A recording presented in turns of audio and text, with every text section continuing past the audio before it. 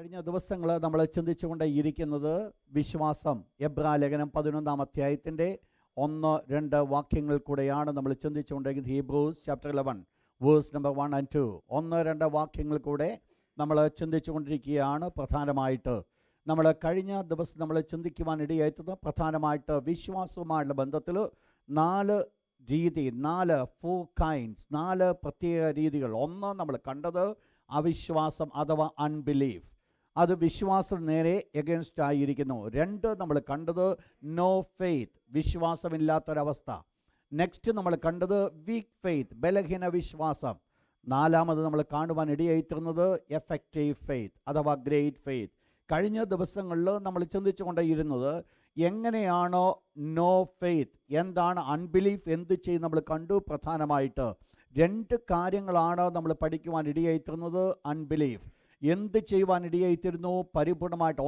2 രീതിയിലാണോ അത് ആക്ട് ചെയ്യുന്നത്. ഒന്നുകിൽ ഈ അൺബിലീഫ് അത് മാറ്റപ്പെടുവാനായിട്ട് സാധിക്കും. എന്നാൽ കഠിന ഹൃദയത്തിൽ കൂടെ കടന്നു വന്ന അൺബിലീഫ് ആണെങ്കിൽ വിത്ത് ഹാർഡ് ആൻഡ് ഹാർട്ട്, അങ്ങനെയെങ്കിൽ ഒരു രീതിയിലും അത് വിശ്വാസത്തിലേക്ക് കടന്നു വരുവാൻ സാധ്യമല്ല എന്ന് ദൈവത്തിൻ്റെ തിരുവചനത്തിൽ കൂടെ നമ്മൾ പഠിക്കുകയുണ്ടായി. 2 നമ്മൾ കണ്ടത് നോ ഫെയ്ത്ത്, വിശ്വാസമില്ല എന്ന് പറയുന്നത് വിശ്വാസിയുടെ ജീവിതത്തിൽ തന്നെ വിശ്വാസമില്ലാത്ത അവസ്ഥകളെ നമ്മൾ കാണുന്നുണ്ട്. കർത്താവായ യേശു ക്രിസ്തു ശാസിക്കുവാൻ ഇടയായിത്തീർന്ന വിഷയം ഇതാണ്. എങ്ങനെ നമുക്ക് അത് മനസ്സിലാക്കുവാൻ സാധിക്കും വിശ്വാസമില്ല എന്നുള്ളത്. നമ്മൾ പ്രധാനമായിട്ട് നമ്മൾ മനസ്സിലാക്കിയത്, ഒന്ന്, ദൈവത്തിൻ്റെ പദ്ധതിയെ ഈ വിശ്വാസമില്ലായ്മ മാറ്റിമറിക്കുന്നു. അതിൽ കൂടെ നമ്മൾ മനസ്സിലാക്കിയത് അബ്രഹാം തൻ്റെ ഭാര്യയാകുന്ന സാറയിൽ നിന്ന് ഒരു കുഞ്ഞിനെ ദൈവം കൊടുക്കുമെന്നുള്ള ദൈവത്തിൻ്റെ വചനം വിശ്വസിക്കാതെ സാറ തൻ്റെ ദാസിയെ കൊടുത്ത് അതിൽ നിന്ന് ഒരു കുഞ്ഞ് ജനിക്കുവാനായിട്ടിടയായിത്തീർന്നു. നമ്മൾ മനസ്സിലാക്കി ദൈവത്തിൻ്റെ പ്ലാനിങ്ങിന് മുൻപ്, ദൈവത്തിൻ്റെ സമയത്തിന് മുൻപ് ദൈവം തന്നിരിക്കുന്ന വാഗ്ദത്തം നിവർത്തീകരിക്കപ്പെടുവാൻ നമ്മുടെ സ്വന്തം എഫേർട്ട് വെളിപ്പെടുത്തുന്നത് നോ ഫെയ്ത്തിൻ്റെ തെളിവാണ്. ശ്രദ്ധിക്കണം ആ വേർഡ്. ദൈവം തന്ന വാഗ്ദത്തം ദൈവത്തിൻ്റെ സമയത്തിന് മുൻപായിട്ട് ദൈവം ആഗ്രഹിക്കുന്ന എല്ലാറ്റിനും ദൈവത്തിനൊരു കാലമുണ്ട്. ദൈവത്തിൻ്റെ സമയത്തിന് മുൻപായിട്ട് നമ്മൾ ദൈവം പ്രവർത്തിക്കാതെ നമ്മൾ ഇനിഷ്യേറ്റീവ് എടുത്ത് അതിൻ്റെ പ്രവർത്തിക്കുന്നത് നോ ഫെയ്ത്തിൽ നിന്നാണ്. ദൈവത്തിൻ്റെ മക്കൾക്ക് ആവശ്യമായിരിക്കുന്നത് അവർക്ക് ലഭിച്ചിരിക്കുന്ന വാഗ്ദത്തം ദൈവം തീർച്ചയായിട്ടും നിറവേറ്റുവാൻ ശക്തനാണ്. അതാണ് അവർ വിശ്വസിക്കേണ്ടത്. എൻ്റെ ദൈവം എനിക്ക് തന്ന വാഗ്ദത്തം ഒരിക്കലും മാറിയില്ല. നമ്മൾ തിരുവചനത്തിൽ കൂടെ നമ്മൾ പഠിക്കുകയുണ്ടായി പലരുടെ ജീവിതം. 1, ശൗൽ രാജാവിൻ്റെ ജീവിതത്തിൽ കൂടെ നമ്മൾ ചിന്തിക്കുകയുണ്ടായി. 2, അബ്രഹാമിൻ്റെ ജീവിതത്തിൽ, സാറയുടെ ജീവിതത്തിൽ കൂടെ നമ്മൾ ചിന്തിക്കുകയുണ്ടായി. പലരുടെ ജീവിതത്തിൽ കൂടെ നമ്മൾ അതിൻ്റെ പ്രത്യേകത കണ്ടു. 2, അതിൻ്റെ പ്രത്യേകത എന്ന് പറയുന്നത് ദൈവത്തിലുള്ള ആശ്രയമില്ലായ്മയാണ് അത് വെളിപ്പെടുത്തുന്നത്. 3, നമ്മൾ കണ്ടു ഇപ്രകാരമുള്ളതായിരിക്കും നോ ഫെയ്ത്ത്, അത് വാക്കുകളായിരിക്കും കൂടുതൽ പറയുന്നത്, പ്രവൃത്തി വളരെ കുറവായിരിക്കും. നമ്മൾ മനസ്സിലാക്കി ദൈവരാജ്യം വചനത്തിലല്ല ശക്തിയിലത്രയാകുന്നു. അപ്പോൾ ദൈവരാജ്യം ശക്തിയാകുന്നുവെങ്കിൽ ആ ശക്തി വെളിപ്പെടുത്തേണ്ടത് വളരെ ആവശ്യമാണ്. വെറും മിയർ വേർഡ്സ് അല്ല ദൈവം ആഗ്രഹിക്കുന്നത്, ആ വേർഡ്സിനകത്ത് പവർ ഉണ്ടാകേണ്ടത് ആവശ്യമാണ്. നമ്മൾ ഇതൊക്കെ വളരെ ഡീറ്റെയിൽ ആയിട്ട് നമ്മൾ ചിന്തിച്ച അവസാനമാണ് നമ്മൾ കണ്ടത് നോ ഫെയ്ത്ത്, വിശ്വാസമില്ലായ്മ ഒരു രൂപാന്തരമില്ലാത്ത വ്യക്തിയെ ചൂണ്ടിക്കാണിക്കുന്നു. There is no change in his life. ജീവിതത്തിൽ യാതൊരു മാറ്റങ്ങളും ഇല്ല. എന്തുകൊണ്ടില്ല? ഏത് വിശ്വാസത്തിലും അതിന് രൂപാന്തരത്തിൻ്റെ പ്രത്യേകതയുണ്ട്. രൂപാന്തരപ്പെടുവാൻ സാധിക്കും. എന്നാൽ വിശ്വാസമില്ലായ്മ അൺചേഞ്ച്ഡ് ലൈഫിനെയാണ് ചൂണ്ടിക്കാണിക്കുന്നത്. കഴിഞ്ഞ ആഴ്ച നമ്മൾ ചിന്തിക്കുവാൻ ഇടയായിട്ടുന്ന വീക്ക് ഫെയ്ത്ത്, ബലഹീന വിശ്വാസം. ബലഹീന വിശ്വാസം നമ്മൾ കാണുവാൻ ഇടയായിട്ടുന്നത് അത് സംശയമായിരിക്കും ജനിപ്പിക്കുന്നത്. ഡൗട്ടായിരിക്കും കൊണ്ടുവരുന്നത്. എല്ലാ കാര്യങ്ങളിലും ബലഹീന വിശ്വാസം അത് ഡൗട്ടിനെ, സംശയത്തെ കൊണ്ടുവരുന്നു.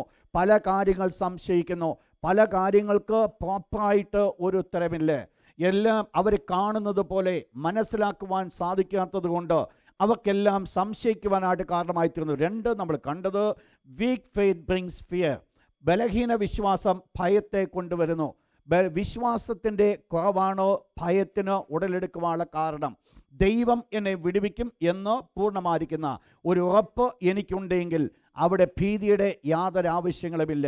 അപ്പോൾ ബലഹീന വിശ്വാസം ഭയത്തെ കൊണ്ടുവരുന്നു. മൂന്നോ നമ്മൾ കാണുവാൻ ഇടയായിത്തീർന്നത് വീക്ക് ഫെയ്ത്ത്. അത് നിലനിൽപ്പിനെ ഒത്തിരി ബാധിക്കുന്നു. നിലനിൽക്കുവാനായിട്ട് സാധിക്കും. ലാക്ക് ഓഫ് എൻഡ്യൂറൻസ് നമ്മൾ കാണുവാൻ ഇടയായി. പത്രോസ് കർത്താവായ യേശുക്രിസ്തുവിനോടുകൂടെ വെള്ളത്തിൽ ഇറങ്ങി നടക്കുവാനായിട്ട് ആഗ്രഹിച്ചത് ഒരു ഗ്രേറ്റ് ഫെയ്ത്തോടുകൂടെയാണ്. എന്നാൽ എന്ത് സംഭവിച്ചു?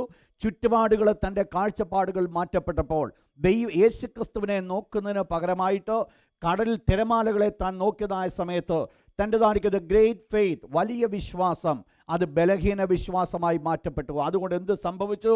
മുങ്ങിത്താഴുവാനിടയായിത്തീർന്നു. കർത്താവായ യേശുക്രിസ്തു അവിടെ ഇല്ലായിരുന്നുവെങ്കിൽ ഈ വ്യക്തി അവിടെ താണുപോയേനെ. യേശുക്രിസ്തുവിനെ നോക്കി വിളിച്ചതുകൊണ്ട് യേശു അവൻ്റെ കരങ്ങളെ പിടിച്ച് അക്കരെ എത്തിച്ചു. ബലഹീന വിശ്വാസം എന്ത് ചെയ്യുന്നു? നമ്മുടെ ഡെസ്റ്റിനിയിൽ കൊണ്ടെത്തിക്കുന്നില്ല. ശ്രദ്ധിക്കണം ആ വേർഡ്. ഇസ്രായേൽ മക്കൾക്ക് സംഭവിച്ചത്, അവരുടെ അവിശ്വാസം നിമിത്തം വാഗ്ദത്ത ദേശത്ത് കടക്കുവാൻ സാധ്യമായില്ല. എന്താ കാരണമായിത്തീർന്നത്? അവിശ്വാസമാണ്. അപ്പോൾ അവിശ്വാസം കൊണ്ട് എന്ത് സംഭവിച്ചു? അവരുടെ അനുഗ്രഹം അവർക്ക് പ്രാപിക്കുവാൻ സാധിച്ചില്ല. അവരുടെ വാഗ്ദത്തം അവർക്ക് ലഭിച്ചില്ല. അവസാനമായിട്ട് നമ്മൾ കണ്ടത് വീക്ക് ഫെയ്ത്ത്. എപ്പോഴും റിലേറ്റ് ചെയ്യുന്നത് എർത്തിലി കാര്യങ്ങൾ, ഭൗതികമായിരിക്കുന്ന കാര്യങ്ങളെയാണ് റിലേറ്റ് ചെയ്യുന്നത്. ചുറ്റുപാടുമുള്ള കാര്യങ്ങളെ അവർ നോക്കുന്നു. നമ്മൾ കാണുകയുണ്ടായി, കർത്താവായ യേശുക്രിസ്തു തൻ്റെ ശിഷ്യന്മാരോട് പറയുണ്ടായി, പരീശന്മാരുടെയും സദൂക്യരുടെയും പുളിച്ച മാവ് സൂക്ഷിച്ചുകൊള്ളുവെന്ന് പറഞ്ഞപ്പോൾ അവർ ഉടനെ പറഞ്ഞു, ഞങ്ങൾ അപ്പം കൊണ്ടുവരാത്തത് കൊണ്ടാണോ യേശു ഞങ്ങളോട് ഇത് പറഞ്ഞത്? എവറിത്തിങ് റിലേറ്റ് ടു നാച്ചുറൽ, സ്വാഭാവികമായ രീതിയിൽ അവർ കാണുന്നു. ഇതാണോ കഴിഞ്ഞ ദിവസം നമ്മൾ കണ്ടത്? ഇന്ന് രാത്രി നമ്മൾ ചിന്തിക്കുവാൻ പോകുന്നത് എഫക്റ്റീവ് ഫെയ്ത്ത്. ആ വേർഡ് കേൾക്കുമ്പോൾ തന്നെ നമുക്കറിയാം ആ ഫെയ്ത്തിന് ഒരു എഫക്റ്റ് ഉണ്ട്. വെറുതെ യാതൊന്നും ഇല്ലാത്തമായിരിക്കുന്ന വിശ്വാസമല്ല. ആ വിശ്വാസം ചില എഫക്റ്റ് വെളിപ്പെടുത്തുന്നു, ചില പ്രോഡക്റ്റിനെ കൊണ്ടുവരുന്നു. ഈ എഫക്റ്റീവ് ഫെയ്ത്ത് നിങ്ങൾ മനസ്സിലാക്കേണ്ട ഒരു വിഷയമുണ്ട്. കർത്താവായ യേശുക്രിസ്തു വിശ്വാസമില്ലായ്മ, നോ ഫെയ്ത്തിനെ ശാസിച്ചു. കർത്താവായ യേശുക്രിസ്തു വീക്ക് ഫെയ്ത്തിനെ ശാസിക്കുവാനിടയായിത്തീർന്നു. അപ്പോൾ ഇത് രണ്ടും കർത്താവായ യേശുക്രിസ്തു എക്സ്പെക്റ്റ് ചെയ്യുന്നതല്ല. ശ്രദ്ധിക്കണം, ഞാൻ പറഞ്ഞ വേർഡ് നിങ്ങൾ ശ്രദ്ധിക്കണം. കർത്താവായ യേശുക്രിസ്തു no faith, വിശ്വാസമില്ലാത്തവരെ ശാസിക്കുവാനിടയായിത്തീർന്നു.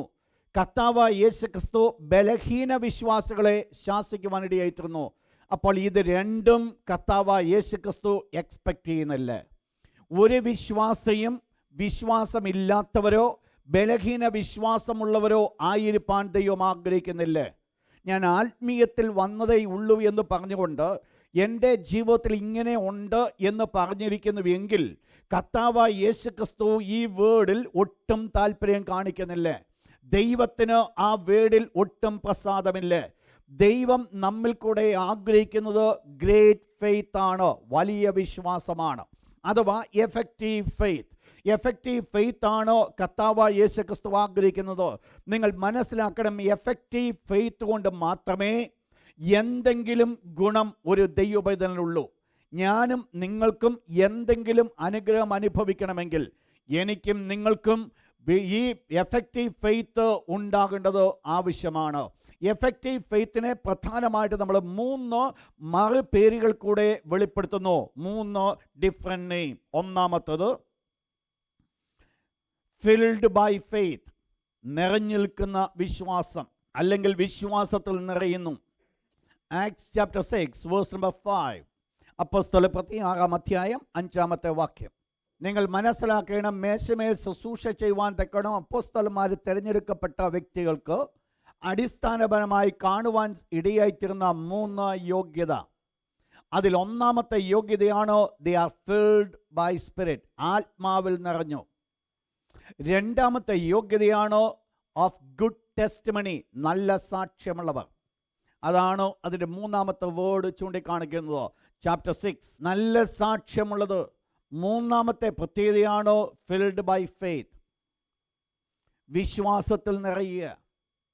4-ാമതുണ്ട് filled with vision. അതിൽ ഒരു കാര്യമാണ്, ദൈവം ദൈവിക വേലയ്ക്ക് വേണ്ടി ഒരു വ്യക്തിയെ വിളിച്ച് വേർതിരിച്ചപ്പോൾ ദൈവം അവരിൽ കൂടെ കാണുവാൻ ആഗ്രഹിച്ച ഒരു കാര്യമാണ് അവർ ആ വിശ്വാസത്തിൽ നിറഞ്ഞു നിൽക്കണം. അഥവാ വിശ്വാസത്തിൽ ഒരു നിറവ് അവക്കുണ്ടായിരിക്കണം.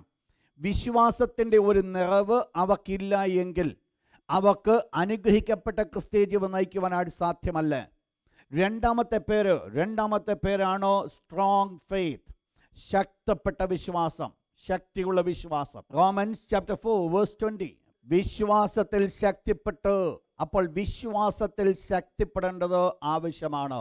ഇത് രണ്ടും സെയിം തിങ് ആണ് എന്ന് പറഞ്ഞാൽ ഇതെല്ലാം വെളിപ്പെടുത്തുന്നത് ആ ഫെയ്ത്ത് ഒരു എഫക്റ്റീവ് ആണെന്നുള്ളതാണ്. അപ്പോൾ സ്ട്രോങ് ഫെയ്ത്ത് എന്ന് പറയുമ്പോൾ നമ്മൾ മനസ്സിലാക്കണം, നമുക്ക് ശത്രുവായി നിൽക്കുന്ന വ്യക്തികളെ എതിർക്കുവാൻ തക്കവണ്ണമുള്ളത് ആ വിശ്വാസമാണ്. അപ്പോൾ ഉപയോഗപ്രദമായി തീരണമെങ്കിൽ, വിശ്വാസം പ്രയോജനപ്രദമായി തീരണമെങ്കിൽ നമ്മൾ ഉണ്ടാകേണ്ട വിശ്വാസം എന്ന് പറയുന്നത് സ്ട്രോങ് ഫെയ്ത്ത്, വിശ്വാസത്തിൽ ശക്തിപ്പെടുക. മൂന്നാമത്തെ പേരാണ് ആരോഗ്യമുള്ള വിശ്വാസം, ഹെൽത്തി ഫെയ്ത്ത്. ഹെൽത്തി ഫെയ്ത്ത്, ആരോഗ്യമുള്ള വിശ്വാസം. ടൈറ്റസ് ചാപ്റ്റർ 1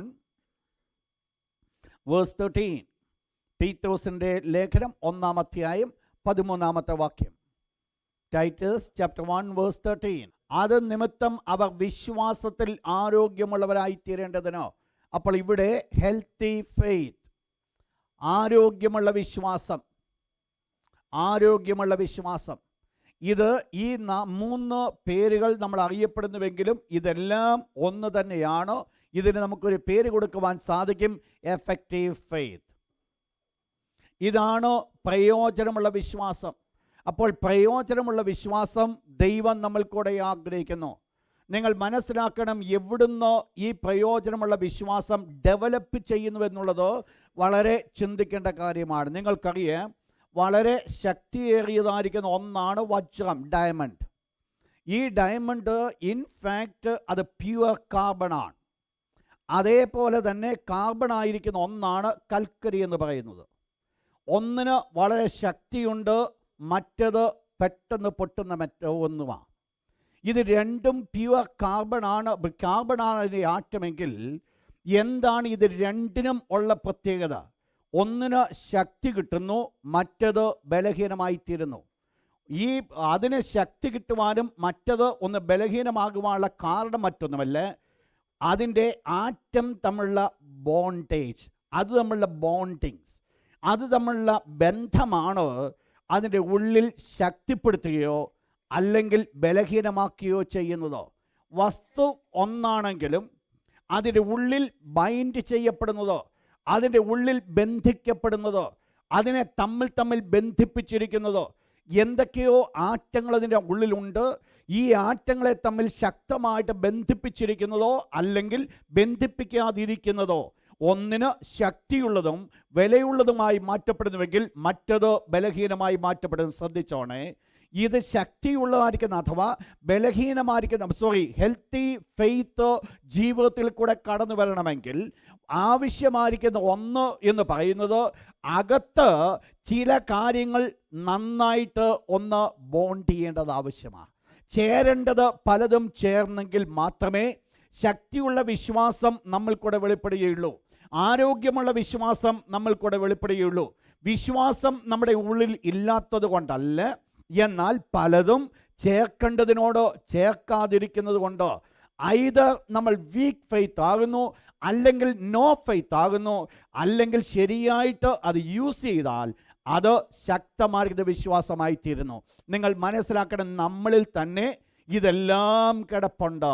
അപ്പോൾ നമ്മളാണ് മനസ്സിലാക്കേണ്ടത് ഇത് എങ്ങനെ ഉപയോഗിക്കണം എന്നുള്ളത് നമ്മൾ തീരുമാനിക്കേണ്ടത്. ദൈവം അനുവദിക്കുന്നെങ്കിൽ അടുത്ത ദിവസങ്ങളിൽ നമ്മളത് കേൾക്കുവാനായിട്ട് സാധിക്കും. എന്നാൽ ഈ എഫക്റ്റീവ് ഫെയ്ത്ത് എങ്ങനെയാണ് വെളിപ്പെടുവാൻ സാധിക്കുന്നത്? നിങ്ങൾ മനസ്സിലാക്കണം, നോ ഫെയ്ത്ത് വെളിപ്പെടുന്നത് പോലെ തന്നെ, അൺബിലീഫ് വെളിപ്പെടുവാൻ ഇടയാകുന്നത് പോലെ തന്നെ, വീക്ക് ഫെയ്ത്ത് വെളിപ്പെടുന്നത് പോലെ തന്നെ എഫക്റ്റീവ് ആയിരിക്കുന്ന ഫെയ്ത്ത് വെളിപ്പെടുന്നതായിട്ട് കാണുവാൻ സാധിക്കും. എന്താണ് എഫക്റ്റീവ് ആയിരിക്കുന്ന ഫെയ്ത്തിൻ്റെ എഫക്ട്സ്? എന്താണ് അതിൻ്റെ പ്രത്യേകതകൾ? 1, 2, 3 കാര്യങ്ങൾ നിങ്ങളെ ചൂണ്ടിക്കാണിക്കുവാൻ ഞാൻ കർത്താവ് താല്പര്യപ്പെടുകയാണ്. എന്താണ് ഒന്നാമത് effective faith? What it does? എന്താണ് അത് ചെയ്യുവാനിടയായി തീരുന്നത്? ഒന്നാമത്തെ വിഷയം എന്ന് പറയുന്നത് ഇറ്റ്സ് ഡിപ്പെൻഡ്സ് ഓൺ ഗാഡ്.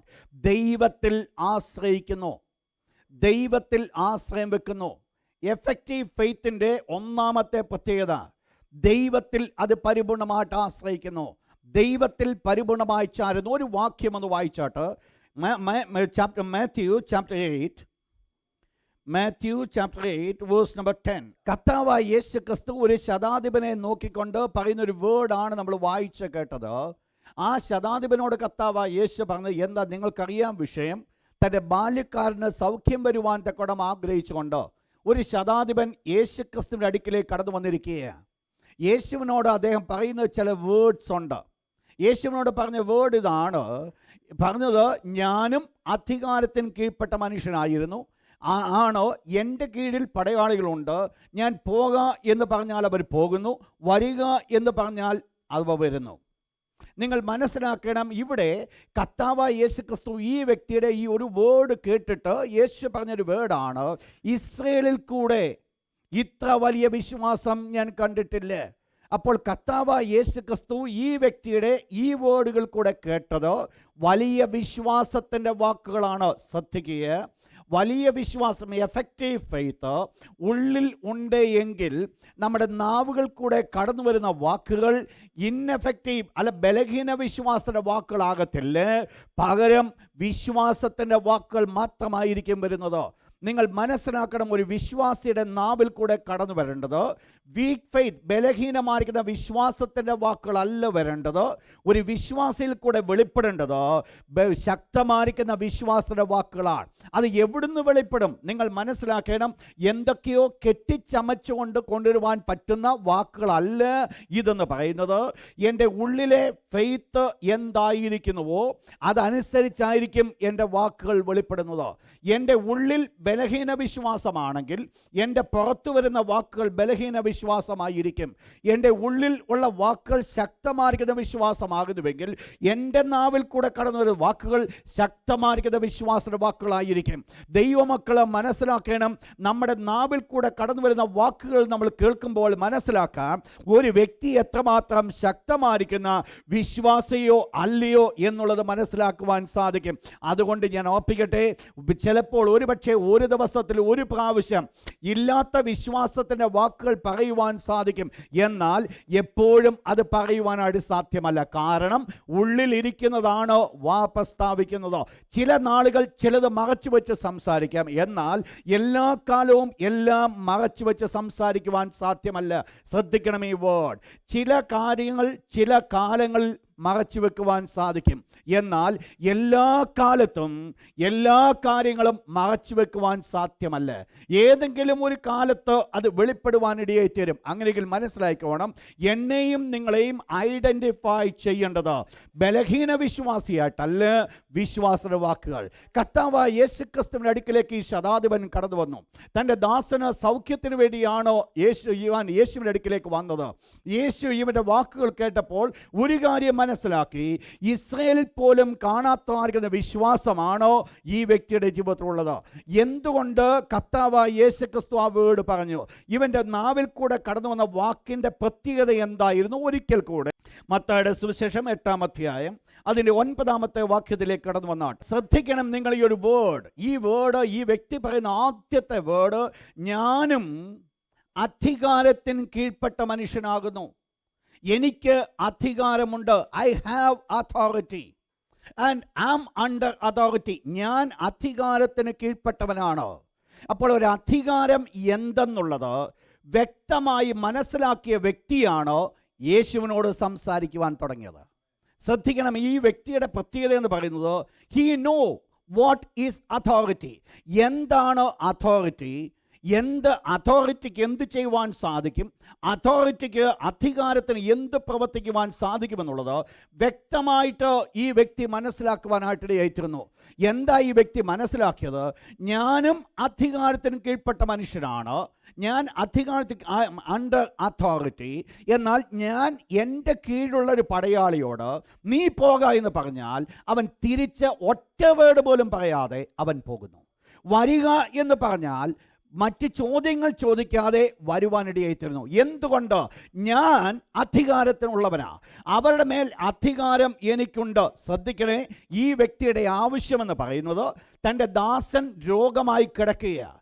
രോഗത്തിൽ നിന്ന് സൗഖ്യത്തിന് വേണ്ടിയാണ് യേശുവിൻ്റെ അടുക്കിലേക്ക് വന്നിരിക്കുന്നത്. ഈ സൗഖ്യം തനിക്ക് ലഭിക്കുവാൻ, തൻ്റെ ദാസന് സൗഖ്യം ലഭിക്കുവാൻ തക്കവണ്ണം യേശുവിൻ്റെ അടുക്കൽ കടന്നു വന്നപ്പോൾ യേശുവിനെ അവൻ എങ്ങനെ മനസ്സിലാക്കി എന്നുള്ളതാണ് ഈ ശതാധിപൻ്റെ നാവിൽ കൂടെ കടന്നു വരുന്ന വാക്കുകൾ വെളിപ്പെടുത്തുന്നത്. എത്രമാത്രം യേശു ആരെന്നവൻ മനസ്സിലാക്കി, എന്ത് ചെയ്യുവാൻ സാധിക്കുമെന്ന് മനസ്സിലാക്കി. അവൻ്റെ പേർപ്പസ് ഒരു ഭൗതികമായിരിക്കുന്ന ഒരു ഹീലിംഗ് ആകുന്നുവെങ്കിലും അവൻ യേശുവിൻ്റെ അടുക്കിലേക്ക് കടന്നു വന്നപ്പോൾ തൻ്റെതായിരിക്കുന്ന അധികാരത്തെ ഒന്ന് നോക്കിക്കൊണ്ട് ഈ ഭൗതികമായിരിക്കുന്ന അധികാരവും ആത്മീയമായിരിക്കുന്ന അധികാരവും തമ്മിൽ താനൊന്ന് തുലനം ചെയ്യുവാനിടയായിത്തീർന്നു. എന്താ താൻ ചെയ്തത്?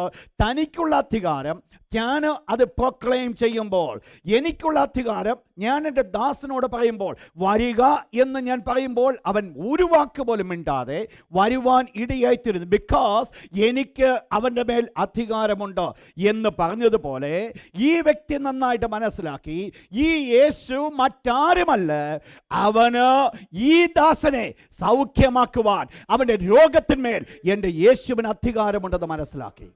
ശ്രദ്ധിക്കണേ നിങ്ങളൊരു വേർഡ്, അവൻ മനസ്സിലാക്കിയ വേർഡ് ഇതാണ്: ഞാനൊരു ദാസനോട് പോക എന്ന് പറഞ്ഞാൽ അവൻ പോകുന്നത് പോലെ തന്നെ ആയിരിക്കും എൻ്റെ യേശു ഈ രോഗത്തോട്, എൻ്റെ ദാസൻ്റെ രോഗത്തോട് കൽപ്പിച്ചാൽ ആ രോഗം അനുസരിക്കുവാനിടയായിത്തീരുന്നത്. നിങ്ങൾ മനസ്സിലാക്കണം ദ വേ അവൻ മനസ്സിലാക്കിയത്. കർത്താവായ യേശു ക്രിസ്തുവിനെ അവൻ മനസ്സിലാക്കിയത്. യേശുവിന് എന്ത് ചെയ്യുവാൻ സാധിക്കും, യേശു ക്രിസ്തുവിനെ കൊണ്ട് എന്ത് സാധിക്കും എന്നുള്ളത് അവൻ വ്യക്തമായിട്ട് മനസ്സിലാക്കി. എന്താ അതിന് കാരണമായിരിക്കുന്നത്? ഇതുകൊണ്ട് തന്നെയാണ് ആ വ്യക്തി യേശുവിൻ്റെ അടുക്കൽ കടന്നു വന്നത്. കാരണം അവൻ അറിയാം, ഈ രോഗത്തിൽ നിന്ന് ചികിത്സിച്ച് ഭേദമാക്കുവാൻ ഒരു പക്ഷേ ഡോക്ടർമാർക്ക് സാധ്യമാകത്തില്ലായിരിക്കാം, എൻ്റെ യേശുവിന് ഇത് സാധ്യമാണ്. നിങ്ങൾ മനസ്സിലാക്കി, ഇവനൊരു യഹൂദനല്ല, പകരം ഒരു ജാതീയനാണ്.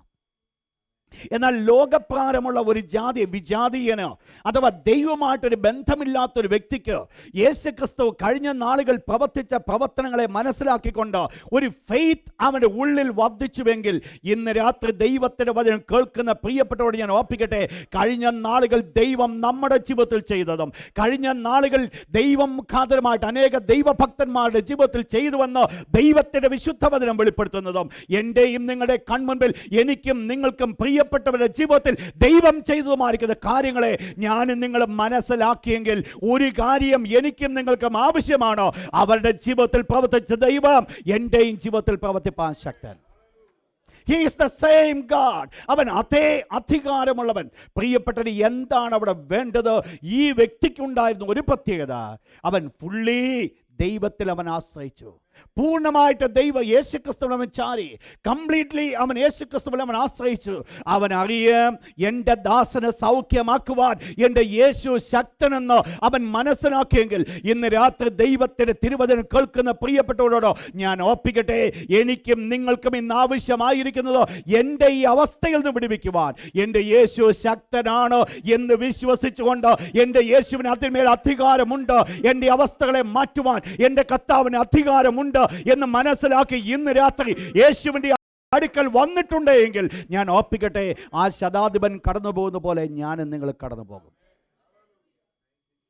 യേശു ഇന്നലെയും ഇന്നും എന്നേക്കും അനന്യൻ, അവന് മാറ്റമില്ല. അതുകൊണ്ട് ഇന്നലെ പ്രവർത്തിച്ചത് ഇന്ന് എൻ്റെ ജീവിതത്തിൽ ചെയ്യുവാൻ അവൻ ശക്തനാണ്. ഇന്ന് രാത്രി ഞാൻ പറയട്ടെ, ഇന്ന് രാത്രി നിങ്ങൾക്ക് വേണ്ടി പ്രാർത്ഥിച്ച പ്രാർത്ഥന മറ്റൊന്നുമായിരുന്നില്ല.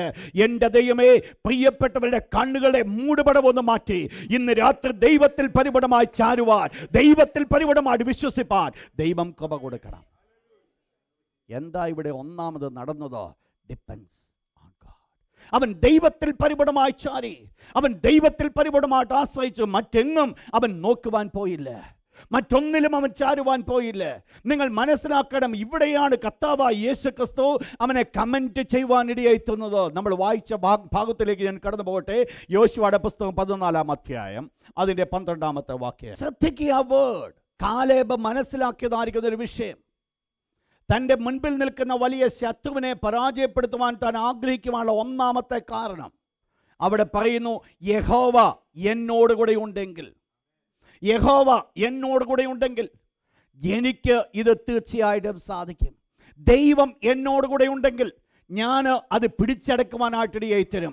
ദൈവം എന്നോട് കൂടെ ഉണ്ടെങ്കിൽ ഈ അനുഗ്രഹം ഞാൻ അനുഭവിക്കുവാൻ ഇടയായി തരും. ദൈവം എന്നോട് കൂടെ ഉണ്ടെങ്കിൽ ദൈവത്തിൻ്റെ കരങ്ങൾ ഞാൻ കാണുവാൻ സാധിക്കും. ഇന്ന് രാത്രി ഞാൻ ഓർപ്പിക്കട്ടെ, ഞാൻ നിങ്ങൾ സേവിക്കുന്ന ദൈവം ഒരു മരിച്ചു കിടക്കുന്ന ഒരു ദൈവത്തെ അല്ല. ഞാൻ നിങ്ങൾ സേവിക്കുന്ന ദൈവം അധികാരമുള്ള ഒരു കർത്താവിനെയാണെന്നുള്ളത് മനസ്സിലാക്കണം. യേശു എന്ത് ചെയ്തു? യേശു ക്രിസ്തു എന്ത് പറഞ്ഞു? ദൈവത്തിൻ്റെ തിരുവചനം വ്യക്തമായിട്ട് പറയുന്നു, പാമ്പുകളെയും തേളുകളെയും ശത്രുവിൻ്റെ സകല ബലത്തെയും ചവിട്ടുവാൻ ഒന്നും നിങ്ങൾക്ക് ഒരിക്കലും ഒരു ദോഷവും വരുത്തുകയില്ല. എന്താ അവിടെ കാണുന്നത്? എനിക്ക് ഓപ്പറേറ്റ് ചെയ്യുവാൻ സാധിക്കും. അതേ അധികാരത്തിൽ നിന്നുകൊണ്ട് എനിക്ക് ഓപ്പറേറ്റ് ചെയ്യാം. അതേ അധികാരം എനിക്ക് ഉപയോഗിക്കാം. കഴിഞ്ഞ വെള്ളിയാഴ്ച നിങ്ങൾ കേട്ട സാക്ഷ്യം അതായിരുന്നു. ദൈവം കൊടുത്ത അധികാരം ഓപ്പറേറ്റ്. That's all. ഇത് നിങ്ങൾ മനസ്സിലാക്കണം.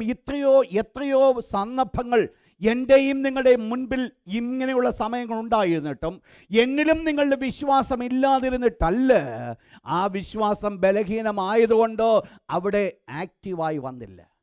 അതുകൊണ്ട് എന്ത് സംഭവിച്ചു? ഞാനും നിങ്ങളും ഇന്നും കഷ്ടപ്പെടുവാനിടയായിത്തീർന്നു. ആ വിശ്വാസം ഒന്ന് എഫക്റ്റീവായി തീർന്നപ്പോൾ ദൈവത്തിൻ്റെ പ്രവർത്തനങ്ങളെ കാണുവാൻ സാധിച്ചുവെങ്കിൽ എന്തുകൊണ്ടാണ് സാധിച്ചത്?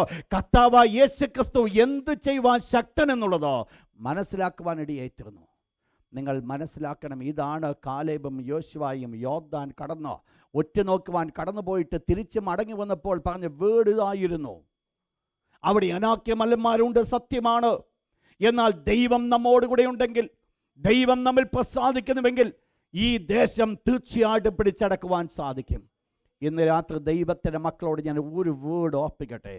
നിങ്ങളുടെ മുൻപിൽ നിൽക്കുന്ന അനാക്യമല്ലനെ നോക്കി ഭയപ്പെട്ട് ഓടി ഒളിക്കുവാനല്ല പോകേണ്ടത്. ഇന്ന് രാത്രി ധൈര്യമായിട്ട് അനാക്യമല്ലനെ നോക്കേണ്ട ഒരു വേർഡ് പറയുമോ? എൻ്റെ ദൈവം എന്നോട് കൂടെ ഉണ്ടെങ്കിൽ ഞാനത് പിടിച്ചെടുക്കും.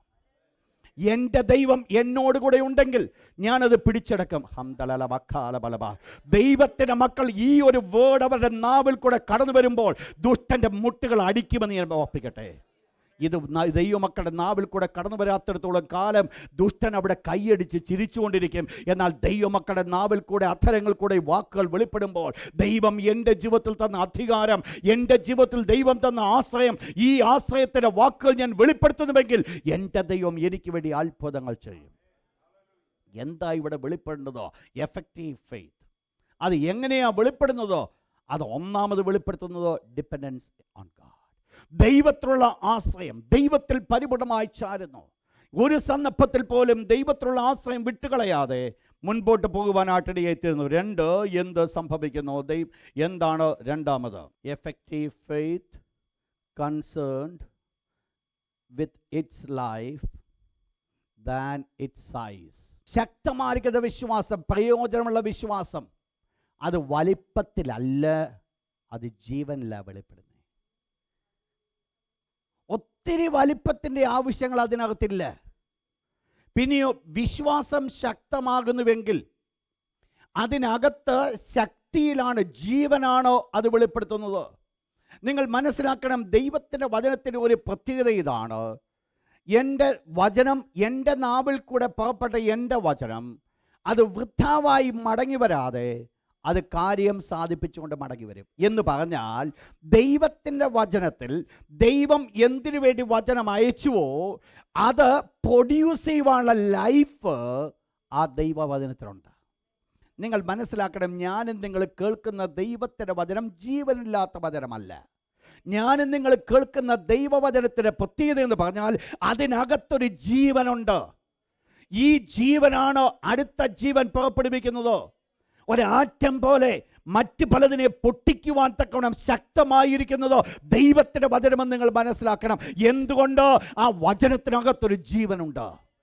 അതുകൊണ്ടാണ് ദൈവമക്കളോട് പറയുന്നത്, കൂടെ കൂടെ പറയേണ്ടത് മാനുഷികമായിരിക്കുന്ന സിനിമാ പാട്ടുകളോ അല്ലെങ്കിൽ മറ്റുള്ള കാര്യങ്ങളോ അല്ല. ദൈവത്തിൻ്റെ വചനം നാവിൽ കൂടെ കടന്നു വരണമെന്ന്. ദൈവത്തിൻ്റെ വചനം നാവിൽ കൂടെ കടന്നു വരുമ്പോൾ അതിനകത്ത് ജീവൻ അടക്കപ്പെട്ടിട്ടുണ്ട്. ഇന്ന് രാത്രി ദൈവത്തിൻ്റെ മക്കളോട് സത്യം ഞാൻ ഓർപ്പിക്കട്ടെ, രാവിലെ എഴുന്നേറ്റ് ദൈവത്തിൻ്റെ വചനം ധ്യാനിച്ചുവെങ്കിൽ ആ വചനം ധ്യാനിച്ചതാണെങ്കിൽ വചനം നിങ്ങളുടെ ആ ഹോൾ ഡേയിൽ നിങ്ങൾ വീണ്ടും വീണ്ടും ചിന്തിച്ചുകൊണ്ട് മുൻപോട്ട് കടന്നു പോകുന്നുവെങ്കിൽ അതിനകത്ത് ഉള്ള ജീവൻ നിങ്ങളുടെ ശരീരത്തിൽ ശരീരത്തിൽ വ്യാപരിക്കുമെന്നുള്ളതിനോ യാതൊരു സംശയമില്ല. കർത്താവ് യേശു ക്രിസ്തുവിൽ കൂടെ അനേകരെ സൗഖ്യമാകുവാൻ കാരണമായി തീർന്നത് യേശു തൻ്റെ വചനം അയച്ചു, അവ സൗഖ്യമായി. എന്ന് പറഞ്ഞാൽ വചനത്തിന് ശക്തിയുണ്ട്. വിശ്വാസത്തിൻ്റെ വലിപ്പമല്ല അവിടെ വേണ്ടത്. വിശ്വാസം ഇച്ചിരി മതി. വിശ്വാസം ഒട്ടും ഒരു ദൈവ കർത്താവായ യേശു ക്രിസ്തു പറഞ്ഞ ഭാഷയിൽ പറയുകയാണെങ്കിൽ വിശ്വാസം കടുകുമണിയോളം മതി. അതിന് വലുതായിട്ട് വേണ്ട. ഈ കടുമണിയോളമുള്ള വിശ്വാസം ഉണ്ട് എങ്കിൽ ഈ മലയോട് നീങ്ങി കടലിൽ പോക എന്ന് പറഞ്ഞാൽ സംഭവിക്കുമെന്ന് കർത്താവായ യേശു ക്രിസ്തു കൽപ്പിച്ചുവെങ്കിൽ നമ്മുടെ ഉള്ളിൽ കിടക്കുന്ന വിശ്വാസത്തിന് ഒരു ജീവനുണ്ടെന്ന് മനസ്സിലാക്കണം. ഉള്ളിൽ കിടക്കുന്ന വിശ്വാസം ജീവനുണ്ട്. അത് ജീവൻ പ്രൊഡ്യൂസ് ചെയ്യുന്നതാ, അത് ജീവൻ കൊണ്ടുവരുന്നതാ. വെറുതെ ചത്തുകിടക്കുവാനല്ല നമ്മെ വിശ്വാസിയായിട്ട് വിളിപ്പിച്ചിരിക്കുന്നത്. നിങ്ങൾ മനസ്സിലാക്കണം, ദൈവം നമ്മെ തെരഞ്ഞെടുത്തപ്പോൾ ലോകത്തുള്ള മറ്റ് യാതൊരു ജാതിക്കുമില്ലാത്ത ഒരു പ്രത്യേകതയിൽ നിർത്തുവാനാണ് ദൈവം എന്നെയും നിങ്ങളെ നിർത്തിയിരിക്കുന്നതെന്ന് ദൈവത്തിൻ്റെ വിശുദ്ധ വചനം പഠിപ്പിക്കുന്നുവെങ്കിൽ ഇസ്രായേൽ മക്കളെ നോക്കൊണ്ട് ദൈവം ഇപ്രകാരം പറഞ്ഞു, മറ്റൊരു ജാതിക്കും ചെയ്യാത്തതായിരിക്കുന്ന ശ്രേഷ്ഠമായിരിക്കുന്ന കാര്യങ്ങൾ, അത്ഭുതകരമായിരിക്കുന്ന കാര്യങ്ങൾ ഞാൻ നിങ്ങൾക്ക് ചെയ്തില്ലയോ?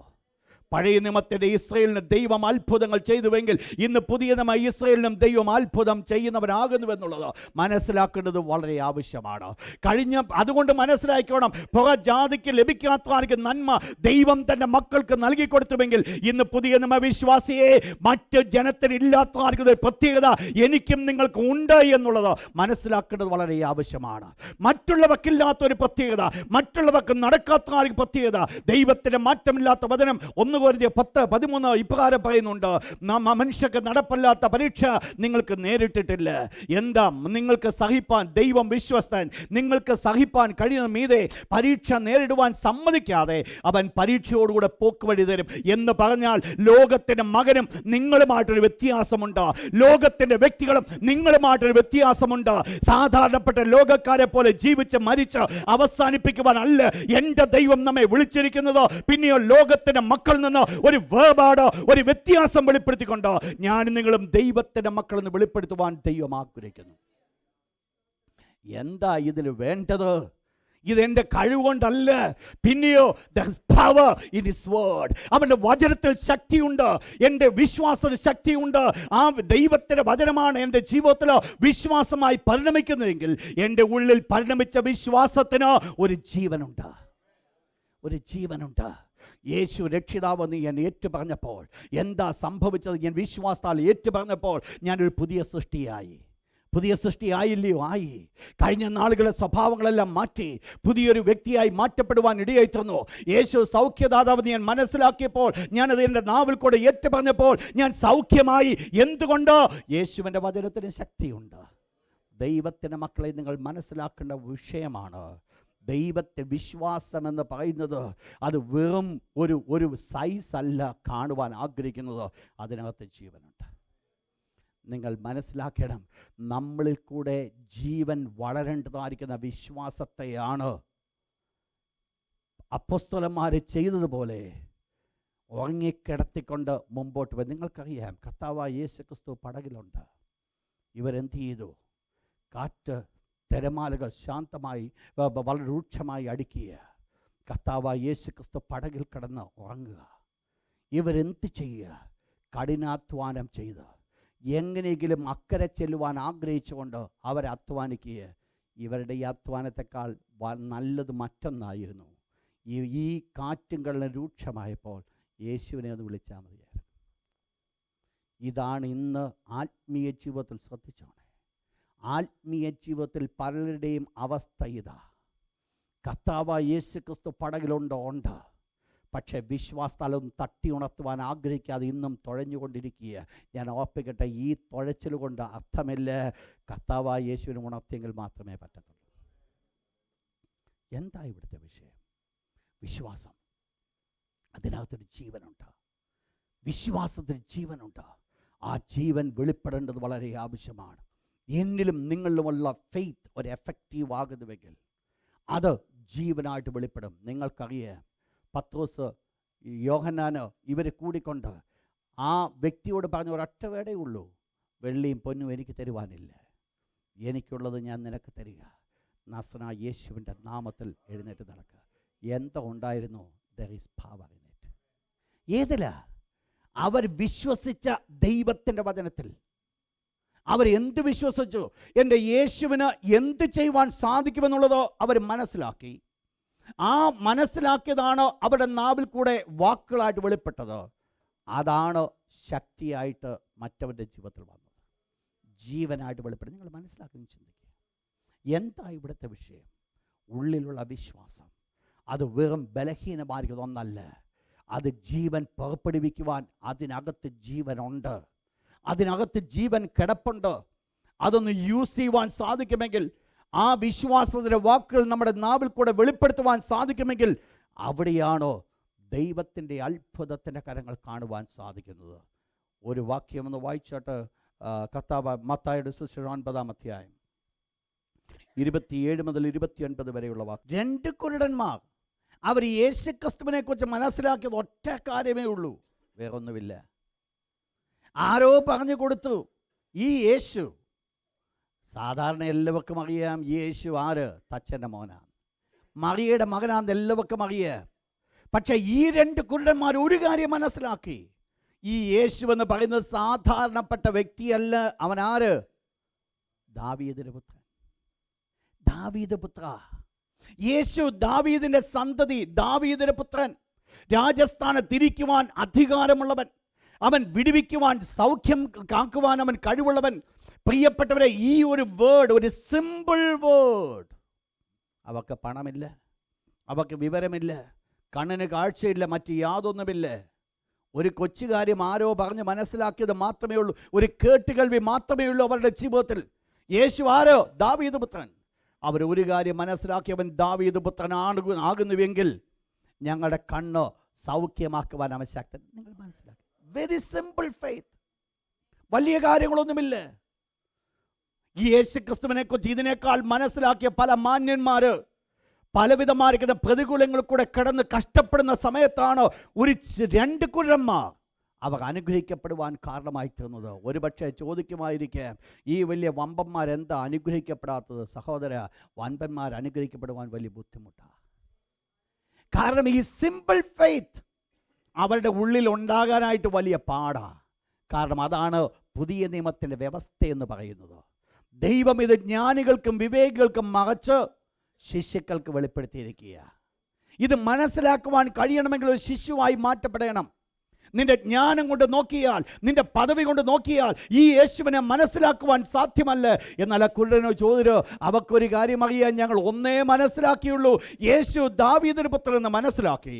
അതിൽ കൂടെ അവർ അനുഗ്രഹിക്കപ്പെടുവാനിടയായി. നിങ്ങൾ മനസ്സിലാക്കണം, അവരുടെ ജീവിതത്തിൽ വിട്ടുമാകാതെ യേശുക്രിസ്തുവിൻ്റെ അനുഗ്രഹം അവർ പ്രാപിക്കുവാൻ തക്കണം ആഗ്രഹിച്ചുകൊണ്ട് യേശുവിൻ്റെ പിന്നാലെ കടന്നു പോകുവാൻ ഇടയായി. കരങ്ങൾ ഉയർത്തി ദൈവത്തിന് ഹല്ലേലൂയ പറഞ്ഞാട്ട് ശക്തിയുടെ ഒരിക്കൽ കൂടെ. മൂന്നാമതായിട്ട് എന്താണ് എഫക്റ്റീവ് ഫെയ്ത്ത്? ലൂക്ക് 76, കടുമണിയോളം വിശ്വാസമുണ്ടെങ്കിൽ മലയോട് നീങ്ങിപ്പോയെന്ന് പറഞ്ഞാൽ അത് സംഭവിക്കും. ഒന്നും നിങ്ങൾക്ക്, ആ വാക്യം നമുക്കെല്ലാം കൂടി ചേർന്ന് വായിക്കാം. വളരെ വളരെ രസമായിരിക്കുന്ന വാക്യമാണല്ലോ. ദൈവത്തിൻ്റെ തിരുവരുമത്താട് സുശ്രം പറയുന്നത്, ഒന്നും നിങ്ങൾക്ക് അസാധ്യമല്ല, ഒന്നും നിങ്ങൾക്ക് അസാധ്യമല്ല. നിങ്ങളെ അത് അനുസരിക്കും, നിങ്ങളെ അത് ഒബേ ചെയ്യും. നമ്മളെ ദൈവം നിർത്തിയിരിക്കുന്ന പദവി അതാ. അതിനകത്ത് എന്തുണ്ട്? നമ്മളുള്ള വിശ്വാസത്തിന് ജീവനുണ്ട്. മൂന്നാമത്തെ വിഷയം, effective faith grows under pressure. പ്രതികൂലങ്ങൾ, ഒത്തിരി പ്രശ്നങ്ങൾ, ഒത്തിരി പ്രതിബന്ധങ്ങൾ, ഇങ്ങനെയുള്ള ചുറ്റുപാടുകളുടെ മുഴുവൻ സിറ്റുവേഷൻസ് വളരെ പ്രഷർ തരുന്ന സാഹചര്യമാണെങ്കിലും എഫക്റ്റീവ് ഫെയ്ത്ത് ആണെങ്കിൽ അത് വളർന്നുകൊണ്ടേയിരിക്കും. അത് ഒരിക്കൽ പോലും കുറഞ്ഞു പോകത്തില്ല. നിങ്ങൾക്ക് 1, 2, 3 തെളിവുകൾ തരുമ്പോൾ പെട്ടെന്ന് നിങ്ങൾ മനസ്സിലാക്കാം. വായിച്ചോട്ട് ഹീബ്രൂസ് ചാപ്റ്റർ 10 വേഴ്സ് 38. എബ്രായർ 10:38. എൻ്റെ നീതിമാൻ വിശ്വാസത്താൽ ജീവിക്കും. ഏതെല്ലാം പ്രതികൂലം നിങ്ങൾക്കറിയാം. എബ്രായ വിശ്വാസികൾ കടന്നുപോയതായിരിക്കും പ്രശ്നങ്ങളെ നിങ്ങൾ അറിയാം. ഈ സകല പ്രശ്നങ്ങളുടെയും നടുവിൽ ദൈവത്തിൻ്റെ ദാസനെ പറയുവാനുള്ള ഒറ്റ കാര്യമുള്ളൂ, എൻ്റെ നീതിമാൻ വിശ്വാസമുണ്ടെങ്കിലേ ജീവിക്കത്തുള്ളൂ. ഏതെല്ലാം പ്രഷറുണ്ടെങ്കിലും, എല്ലാ സൈഡിൽ നിന്നും പ്രശ്നങ്ങൾ ഉയർന്നു വന്നാലും, എഫക്റ്റീവ് ഫെയ്ത്ത് ആണെങ്കിൽ അത് ഒരിക്കലും കുറഞ്ഞു പോകത്തില്ല. നമ്മളൊരല്പം മുൻപേ വായിച്ചതായിരിക്കുന്ന 2 കുരുടന്മാർ, നിങ്ങൾക്കറിയാം, ഈ 2 കുരുടന്മാർ യേശുക്രിസ്തുവിനെ ദാവീദ് പുത്ര എന്ന് വിളിച്ചുകൊണ്ട് പിന്നാലെ കടന്നു ചെന്നു. എവിടെ വരെ കടന്നു ചെന്നു? യേശുക്രിസ്തുവിനോടുകൂടെ തൻ്റെ ഭവനത്തിൽ വരെ കടന്നു ചെന്നു. എന്തല്ല, ഈ ചുറ്റുപാടുമുള്ള സകല ജനങ്ങളും ഒരുപോലെ വിളിച്ചു പറയുന്നുണ്ട്, മിണ്ടാതിരിക്കുക, മിണ്ടാതിരിക്കുക, മിണ്ടാതിരിക്കുക. പക്ഷെ ഇവർക്ക് മിണ്ടാതിരിക്കാൻ പറ്റത്തില്ല.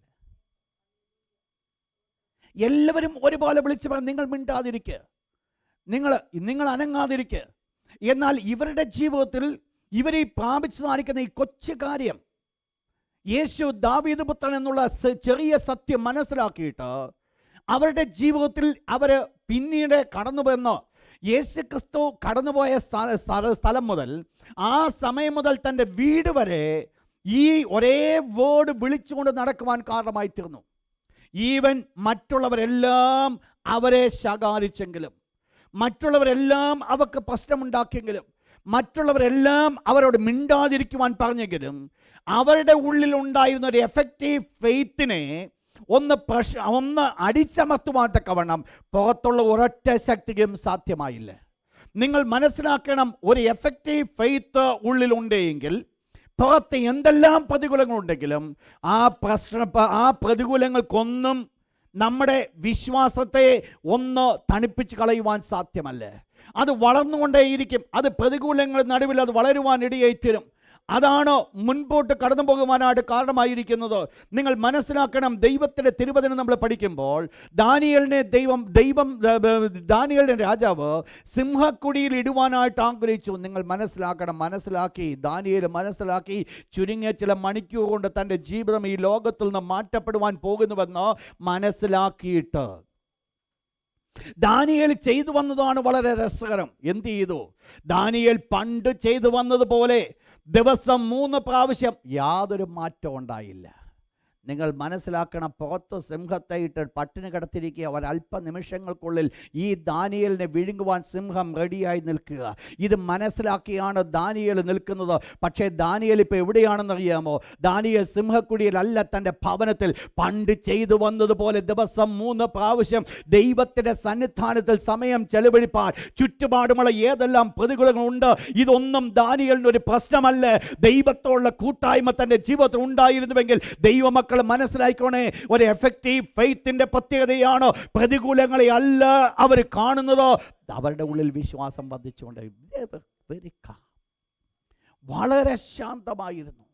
എന്താ ദൈവം നമ്മെക്കുറിച്ച് ആഗ്രഹിക്കുന്നുള്ളത് നമ്മൾ മനസ്സിലാക്കണം. അനേക എക്സാമ്പിൾ തിരുവനന്തപുരത്തിൽ കൂടെ പഠിപ്പിക്കുമ്പോൾ മനസ്സിലാക്കുവാനായിട്ട് സാധിക്കും. എന്താണ് ഇവിടുത്തെ പ്രത്യേകത എന്ന് പറയുന്നത്? പ്രശ്നങ്ങൾ വർദ്ധിച്ചപ്പോൾ, പ്രഷർ കൂടുതലായ സമയത്ത് ഇവർക്കാർക്കും ഒരു മാറ്റം ഉണ്ടായില്ല. നിങ്ങൾക്കറിയാമല്ലോ, ഒരു പൗലോസിനെ നിങ്ങൾക്കറിയാമില്ലേ? എല്ലാവരും പട്ടിണി കിടന്ന് മരിക്കുവാൻ തക്കണം ആഗ്രഹിച്ചുകൊണ്ട് നിൽക്കിയ കപ്പലിനകത്തെ ചരക്കെല്ലാം വലിച്ച് താഴെ ഇട്ടു. ആ ഇട്ട സ്ഥാനത്ത് രക്ഷപ്പെടുവാൻ മാർഗമൊന്നുമില്ല. പൗലോസ് എന്ത് ചെയ്തു? ഒന്ന് എഴുന്നേറ്റ് നിന്നിട്ട് അപ്പം എടുത്ത് നുറുക്കിയിട്ട് ഇപ്രകാരം പറയുക, സ്വർഗ്ഗത്തിലെ ദൈവം എന്നോടിങ്ങനെ കൽപ്പിച്ചു, അതുകൊണ്ട് നിങ്ങൾ ആരും മരിക്കത്തില്ല, നിങ്ങൾ ധൈര്യമായിട്ട് ഭക്ഷിക്കുക. നിങ്ങൾ മനസ്സിലാക്കണം, ഇങ്ങനെയുള്ള ഒരു പ്രവൃത്തി ഒരു വ്യക്തിയുടെ ജീവിതത്തിൽ വെളിപ്പെടുക എന്ന് പറയുന്നത് കൊച്ചു കാര്യമൊന്നുമല്ല. മുങ്ങി താണുകൊണ്ടിരിക്കുന്ന കപ്പലിൽ നിന്നുകൊണ്ടാണ് പൗലോസ് പറയുന്നത്, നിങ്ങൾ ആരും നശിക്കത്തില്ല, നിങ്ങളുടെ ഒരു തലയിലെ തലമുടി പോലും പൊഴിഞ്ഞു വീഴത്തില്ല. സ്വർഗ്ഗത്തിലെ ദൈവം തൻ്റെ ദൂതനെ അയച്ച് എന്നോട് പറഞ്ഞിട്ടുണ്ട്, ഞാൻ കൈസറുടെ മുമ്പിൽ നിൽക്കേണ്ടതാണ്, നിന്നോടുകൂടിയുള്ള ജനത്തെയും ഞാൻ നിൻ്റെ കയ്യിൽ തന്നിരിക്കുന്നു, അതുകൊണ്ട് ഒരു ദോഷവും വരത്തില്ലെന്ന് അവൻ കൽപ്പിച്ചിട്ടുണ്ട്. അതുകൊണ്ട് നിങ്ങൾ ധൈര്യമായിരിക്കും. എവിടെയാ? താൻ നിൽക്കുന്ന സ്ഥലം ഇളകിക്കൊണ്ടിരിക്കുക, തിരമാലകൾ ആഞ്ഞടിച്ച്. ഒരു സ്റ്റെപ്പ് പോലും തനിക്ക് വെക്കുവാൻ പറ്റാത്തൊരു സ്ഥാനത്താണ് നിൽക്കുന്നത്. പക്ഷെ എന്ത് സംഭവിച്ചു? Effective faith. ഈ കപ്പൽ ഇളകിക്കൊണ്ടിരിക്കുന്നത് പൗലോസിന്റെ ജീവിതത്തിലെ പ്രശ്നമല്ല, പൗലോസിന്റെ കാലുകൾ സ്ഥിരമായിരിക്കുന്ന ഒരു പാറയല്ല. ശ്രദ്ധിച്ചോണേ നിങ്ങളിത്. നിൽക്കുന്നത് ഇളകുന്ന ഒരു കപ്പലിലായിരിക്കാം. ക്രിസ്തുവിനോടുള്ള ബന്ധമുണ്ടെങ്കിൽ നിങ്ങളുടെ കാലുകൾ ആ സ്ഥാനത്ത് മുറയ്ക്കപ്പെട്ടിരിക്കുന്നത് ക്രിസ്തുവാകുന്ന പാറമേലായിരിക്കും. കാലുകൾ ഇടറുന്നതിനെ നോക്കിക്കൊണ്ട് ഭയപ്പെടേണ്ട, നിങ്ങൾ മനസ്സിലാക്കുന്നുണ്ട് വിഷയം.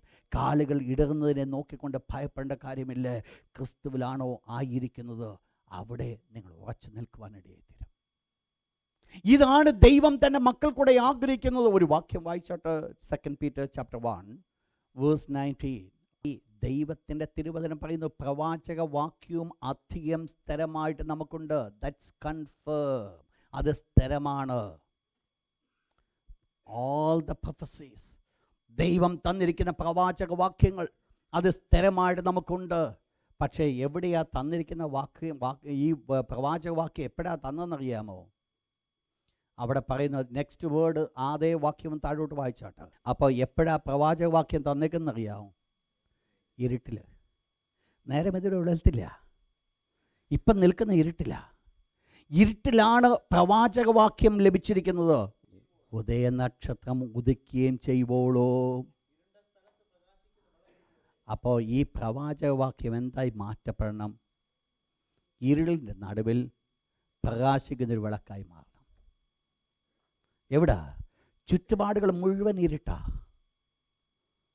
പക്ഷേ ആ ഇരുട്ടിനെ അല്ല ഞാൻ കാണേണ്ടത്, ആ ഇരുട്ടിൻ്റെ നടുവിൽ പ്രകാശിക്കുന്നൊരു വിളക്കുണ്ട്. അതേതാ? പ്രവാചകവാക്യം. ഞാൻ രോഗിയായി മരിക്കാൻ തുടങ്ങുക, ഒരു പ്രവാചകവാക്യം എനിക്കുണ്ട്, ഞാൻ നിന്നെ സൗഖ്യമാക്കുന്ന യഹോവ. അപ്പം മരിക്കുന്ന കാഴ്ചപ്പാടല്ല ഞാനിവിടെ കാണേണ്ടത്, പകരം എന്ത് കാണണം? പ്രവാചകവാക്യം. എന്തുവാ അത്? അതാണ് എൻ്റെ വെളിച്ചം. ചുറ്റുപാടുകൾ മുഴുവൻ ഇരുട്ട്. നിങ്ങൾ മനസ്സിലാക്കണം, ഇതാണ് ദൈവത്തിൻ്റെ പൈതലിൻ്റെ ജീവിതത്തിൽ വേണ്ടത്. ചുറ്റുപാടുമുള്ള ഇരുട്ടിനെ കണ്ടിട്ട് ഇരുട്ടാണെന്ന് പറഞ്ഞ് മാറിപ്പോകുന്നതല്ല ക്രിസ്തീയ ജീവിതം എന്ന് പറയുന്നത്. ഇരുട്ടിൻ്റെ നടുവിൽ ആ ഉള്ള വെളിച്ചത്തെ കണ്ടുകൊണ്ട് ആ വെളിച്ചമായിട്ട് കൂടെ നടക്കുക എന്നുള്ളതാണ് ദൈവം ആഗ്രഹിക്കുന്നത്.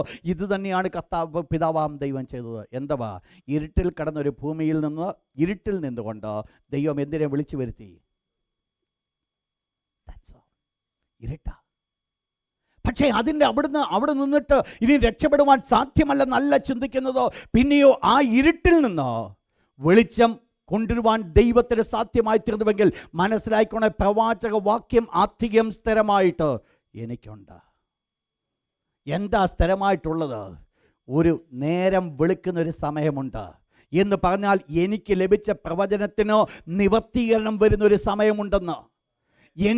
എനിക്ക് ദൈവം തന്ന വാഗ്ദത്തത്തിന് നിവർത്തീകരണം വരുന്ന ഒരു സമയമുണ്ട്. ദൈവം എന്നോട് കൽപ്പിച്ചിട്ടുണ്ട്, ഞാൻ നിന്നെ ഇങ്ങനെ എടുത്ത് ഉപയോഗിക്കാമെന്ന് കൽപ്പിച്ചിട്ടുണ്ടെങ്കിൽ ദൈവത്തിന് അസാധ്യമായ വാക്കുകളല്ല ദൈവം എന്നോട് കൽപ്പിച്ചിരിക്കുന്നത്. ദൈവത്തിന് ചെയ്യുവാൻ സാധിക്കുന്നത് മാത്രമേ ദൈവം എന്നോട് കൽപ്പിച്ചിട്ടുള്ളൂ. അങ്ങനെയെങ്കിൽ ഇന്നല്ലെങ്കിൽ നാളെ 100% എൻ്റെ ജീവിതത്തിൽ കൂടെ ഞാൻ അത് പ്രാപിക്കും. പക്ഷെ ഇന്ന് എനിക്കെന്താ വേണ്ടത്? ഇന്ന് ഞാൻ ഇരുട്ടിൽ കിടക്കുമ്പോൾ ഞാൻ കാണുന്നത് ആ വെളിച്ചമാണ്. എല്ലാവരും പറയുന്നു നിനക്ക് രക്ഷയില്ല, ഇനിയും മുമ്പോട്ട് പോകാൻ പറ്റത്തില്ല എന്ന് പറയുമ്പോൾ ഞാൻ കാണുന്ന ആ വെളിച്ചമാണ്. എൻ്റെ മുൻപിലുണ്ട് ആ വെളിച്ചം, എനിക്ക് കാണുവാൻ സാധിക്കുന്ന ആ വെളിച്ചം. ചുറ്റുപാടുമുള്ളവരുടെ വാക്കുകൾ കേട്ടുകൊണ്ട് മനം ക്ഷീണിക്കുവാൻ അല്ല ഞാൻ ആഗ്രഹിക്കുന്നത്. പിന്നെ ആ വെളിച്ചത്തെ കണ്ടുകൊണ്ട് ദൈവത്തിന് നന്ദി പറയുക. ആ വെളിച്ചത്തെ ഞാൻ കാണുന്നത്. ഇതാണ് അബ്രഹാം തന്റെ ജീവിതത്തിൽ ചെയ്തത്. വിശ്വാസത്താൽ, അവിശ്വാസത്താൽ സംശയിക്കാതെ വിശ്വാസത്തിൽ ശക്തിപ്പെട്ട് ദൈവത്തിന് മഹത്വം കൊടുത്തു പോകുന്നു. 99-ാമത്തെ വയസ്സിൽ രാവിലെയും വൈകിട്ടും തനിക്കൊന്ന് പറയുവാനുണ്ട്, എൻ്റെ ഭാര്യയാകുന്ന സാറായിൽ നിന്ന് ഒരു കുഞ്ഞ് ജനിക്കുവാൻ പോകുക. അബ്രഹാമേ, നിനക്ക് എവിടെ പറയുവാൻ സാധിക്കും? ഭൂമി എന്ത് പറയുന്നു, ലോകത്തിൽ ഡോക്ടർമാർ എന്ന് പറയുന്നു, ഇനി നിനക്ക് കുഞ്ഞുണ്ടാകത്തില്ല. എന്നാൽ അബ്രഹാമേ, നിനക്കെന്ത് പറയുവാൻ സാധിക്കും? എനിക്കൊരു വെളിച്ചമുണ്ട്, എനിക്കൊരു വെളിച്ചം ഞാൻ കാണുന്നുണ്ട്, ദൈവം എന്നോട് കൽപ്പിച്ചിട്ടുണ്ട്, ഇതാണ് എൻ്റെ വെളിച്ചം, ഈ സാറയിൽ നിന്ന് എനിക്കൊരു കുഞ്ഞിനെ ലഭിക്കും. ഹോളി സ്പിരിറ്റ്, നിങ്ങൾ മനസ്സിലാക്കണം, ഇവിടെയാണ് പ്രവാചകവാക്യം സ്ഥിരമായിട്ടുള്ളത്. പ്രവാചകവാക്യം സ്ഥിരമായിട്ടുള്ളത് അതൊരു വെളിച്ചം കടന്നു വരിക തന്നെ ചെയ്യും. അത് വെളിച്ചത്തിലേക്ക് വരിക തന്നെ ചെയ്യും. ഇന്ന് രാത്രി ദൈവത്തിന്റെ തിരുവചനം കേൾക്കുന്നവരോട് ഞാൻ ഓർപ്പിക്കട്ടെ, ദൈവം നമ്മെ വെളിച്ചത്തിലേക്ക് കൊണ്ടുവരിക തന്നെ ചെയ്യും. ഇന്ന് കിടക്കുന്ന ഇരുട്ടിനെ കണ്ടുകൊണ്ട് ഭാരപ്പെടുവാൻ അല്ല പോകേണ്ടത്. വിശ്വാസത്തിന്റെ വാക്കുകൾ നാവിൽ കൂടെ വെളിപ്പെടട്ടെ. വിശ്വാസത്തിന്റെ വാക്കുകൾ നാവിൽ കൂടെ പുറപ്പെടട്ടെ. എൻ്റെയും നിങ്ങളുടെയും ജീവിതത്തിൽ വെളിപ്പെടേണ്ട വാക്കുകളോ വിശ്വാസത്തിന്റെ വാക്കുകളാകട്ടെ. ജീവന്റെ വാക്കുകളാട്ടെ ഒന്ന് ചലിക്കേണ്ടതോ, ജീവനായിരിക്കട്ടെ നമ്മൾ കൂടെ ചലിക്കേണ്ടതോ. മറ്റുള്ളവരോട് സംസാരിക്കുമ്പോഴും നമ്മുടെ വ്യക്തിപരമായ ജീവിതത്തിൽ സംസാരിക്കുമ്പോഴും എനിക്കും നിങ്ങൾക്കും വേണ്ടതോ ബലഹീനതയല്ല, പിന്നെയോ എനിക്കും നിങ്ങൾക്ക് ദൈവം തന്ന വാഗ്ദത്തത്തെ മുൻപിൽ കണ്ടുകൊണ്ട് ദൈവത്തിന് നന്ദി പറ. ദൈവത്തിന്റെ അത്ഭുതം കാണുവാൻ സാധിക്കും. ഒന്ന് ചെയ്യണം, ദൈവം തന്ന വാഗ്ദത്തം എടുത്ത് ഒന്ന് വലിയ ലെറ്ററിൽ വീട്ടിൽ കിടക്കുന്ന കട്ടിലിൻ്റെ മുമ്പിൽ എപ്പോഴും കാണുന്ന സൈഡിലൊന്ന് എഴുതി ഒന്ന് വെച്ചേക്കണം. വലുതായിട്ട് പറ്റുമെങ്കിൽ ഒന്ന് ഫ്രെയിം ചെയ്ത് വെക്കണം. എന്തിനാണെന്നറിയാമോ? ഇന്നല്ലെങ്കിൽ കാണുമ്പോൾ അത് കാണട്ടെ, കേൾക്കുമ്പോൾ അത് കേൾക്കട്ടെ. എൻ്റെ കണ്ണുകൾ ചെല്ലുമ്പോൾ അത് തന്നെ ഞാൻ കാണട്ടെ. എന്താ കാണേണ്ടതോ? മറ്റുള്ളവരുടെ വാക്കുകളല്ല, എൻ്റെ ദൈവം എന്നോട് കൽപ്പിച്ചതോ. എന്താ? ഞാൻ അനുഗ്രഹിക്കപ്പെടും, ഞാൻ അനുഗ്രഹിക്കപ്പെടും, ഞാൻ അനുഗ്രഹിക്കപ്പെടും. എന്നെ തകർത്ത് കളയുവാൻ ലോകത്തിലൊരു ശക്തിക്ക് സാധ്യമല്ല. എന്നെ തകർത്ത് കളയുവാൻ ഒരു ദുഷ്ടശക്തിക്കും സാധ്യമല്ല. അവൻ എന്നോട് കൽപ്പിച്ചിട്ടുണ്ട്. ദൈവം എന്തെങ്കിലും കൽപ്പിച്ചിട്ടുണ്ടെങ്കിൽ അസാധ്യമായ കാര്യങ്ങളെ സാധ്യമാക്കുവാൻ കഴിവുള്ള ദൈവമാണോ അത് കൽപ്പിച്ചിട്ടുണ്ടെങ്കിൽ ഇന്ന് രാത്രി ദൈവമക്കൾ മനസ്സിലാക്കണം, എൻ്റെ ദൈവത്തിനോ അത് സാധ്യമാക്കുവാൻ യാതൊരു പ്രയാസവുമില്ല. പക്ഷെ എന്താ വേണ്ടത്? എൻ്റെ ഒരു കോപ്പറേഷൻ ദൈവം ആഗ്രഹിക്കുന്നു. എൻ്റെ ഒരു സഹകരണം മാത്രമാണ് ദൈവം ആഗ്രഹിക്കുന്നതോ? എന്താ ദൈവം സഹകരിക്കുവാനാണ് ദൈവം ആഗ്രഹിക്കുന്നതോ? Take it, take it. അതങ്ങ് ഏറ്റെടുക്കുക, അതങ്ങ് ഏറ്റെടുക്കുക. ഇത് സംഭവിക്കും, ഇത് സംഭവിക്കും. അതായിരിക്കട്ടെ വാക്കുകൾ. ഇത് സംഭവിക്കും. ദൈവത്തിൻ്റെ മഹത്വം ഞാൻ കാണും. എൻ്റെ ദൈവത്തിൻ്റെ കരങ്ങൾ ഞാൻ കാണും. എൻ്റെ ദൈവത്തിൻ്റെ ശക്തി ഞാൻ കാണും. എൻ്റെ ദൈവത്തിൻ്റെ വിടുതൽ ഞാൻ കാണും. എൻ്റെ ദൈവത്തിൻ്റെ ആണിപ്പുള്ള കരങ്ങൾ എൻ്റെ മേൽ കടന്നു വരും. അവനെ സൗഖ്യമാക്കുന്ന യഹോവയാണോ? അവനെ വിടുവിക്കുന്ന യഹോവയാണോ? ഇന്ന് രാത്രി ഞാൻ ഇവിടെ വെച്ച് ഞാൻ അവസാനിപ്പിക്കുകയാണ്. ഇനിയും 2 ഭാഗങ്ങളുടെ ഇനി എഫക്റ്റീവ് ഫെയ്ത്തിനെ കുറിച്ച് പറയുവാനുണ്ട്. ദൈവം അനുവദിക്കുന്നുവെങ്കിൽ അടുത്ത ആഴ്ച നമുക്ക് ഒരുമിച്ച് നമുക്ക് ചിന്തിക്കുവാൻ സാധിക്കും. എന്നാൽ ഒന്ന് ഓർപ്പിക്കട്ടെ, വിശ്വസിക്കുക, മനസ്സിലാക്കുക, എൻ്റെ ദൈവം എനിക്ക് വേണ്ടി അത്ഭുതങ്ങൾ ചെയ്യും. ഇരുണ്ട സ്ഥലത്തെ പ്രകാശിക്കുന്ന ഒരു വിളക്ക് പോലെ അതിനെ ഒന്ന് കരുതുക. ദൈവം എനിക്കെന്നത് വാഗ്ദത്തത്തെ ഒന്ന് ഏറ്റെടുത്താട്ടോ.